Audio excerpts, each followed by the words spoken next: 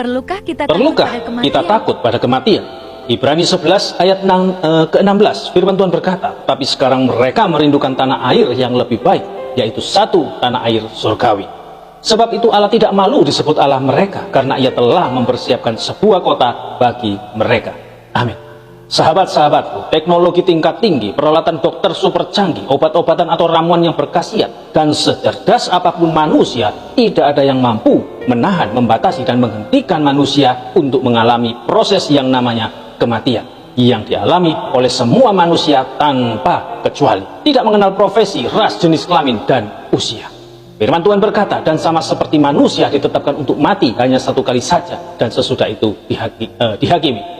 Dikatakan di sana manusia, itu artinya jelas menunjuk kepada semua orang, bukan sebagian orang, atau hanya ras tertentu, atau hanya usia dan jenis kelamin tertentu saja yang akan mati. Sahabat-sahabatku, jika pada saatnya Tuhan memanggil pulang, tidak seorang pun dapat mengelak. Apapun yang kita miliki saat itu, baik itu uang, deposito, perhiasan, mobil, rumah mewah, kekayaan apapun dan sebagainya, akan kita tinggalkan.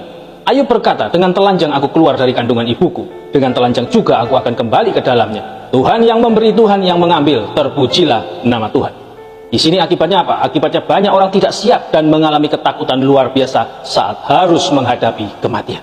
Tetapi bagi kita, orang percaya, kematian bukanlah akhir dari segalanya, melainkan awal dari kehidupan yang baru.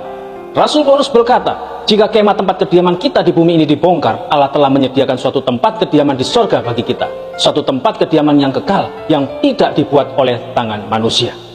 Tuhan Yesus sendiri juga menegaskan, di rumah Bapakku banyak tempat tinggal, jika tidak demikian tentu aku mengatakannya kepadamu, sebab aku pergi ke situ untuk menyediakan tempat bagimu. Yohanes 14 ayat yang kedua. Jadi yang paling penting bukan bagaimana caranya menghindari kematian itu, melainkan bagaimana agar ketika kematian itu menjemput kita, kita dalam kondisi sudah siap. Apa yang harus kita lakukan agar kita siap menghadapi kematian? Pertama, kita harus mempunyai iman yang benar. Iman yang benar adalah bahwa kita harus percaya dalam hati dan mengaku dengan mulut bahwa Yesus adalah Tuhan.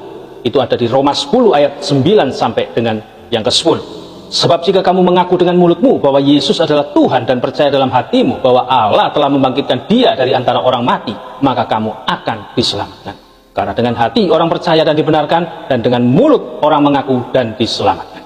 Jadi jelas ya, antara ucapan atau perkataan dengan apa yang ada dalam hati itu harus sinkron. Kemudian yang kedua, kita harus hidup dalam pertobatan setiap hari.